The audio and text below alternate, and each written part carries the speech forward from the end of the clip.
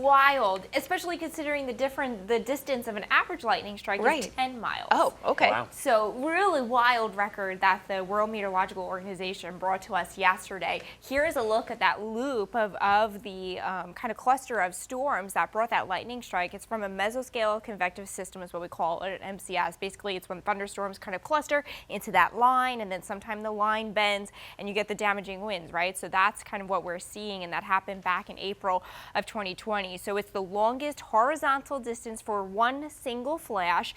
It happened in April of 2020 on the Gulf Coast. 477 miles. That's how far that flash traveled. The same distance as New York to Columbus, Ohio. Previous record was 440 miles. That was set back in 2018 in Brazil.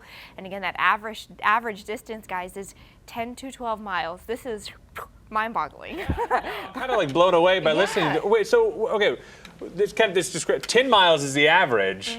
So how did we get up to 477? So I think it has a lot to do with just the intensity of that cluster. I mean, you're not going to get that to happen out of a singular storm, right? So that cluster was just so intense. But regularly, how we get these lightning strikes to form is basically we have, remember back some basic chemistry and physics, right? Positives and negatives attract, right? We have positives on the ground, negatives in the cloud. What happens is these negatives start to kind of creep out of the cloud, and the positives go, ooh, I'm attracted to that, and they start to work their way up, and it creates what we call a step leader.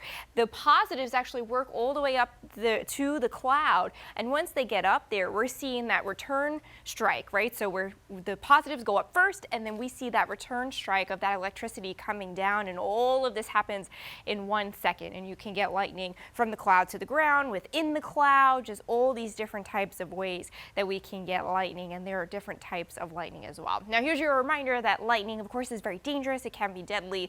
For fatalities, most of our fatalities happen in leisurely activities like fishing and boating and camping, and most of our fatalities, by 80%, are actually men, because historically men are the ones that have those outdoor jobs that are at risk, like construction and yard work and roofing and things like that. Guys,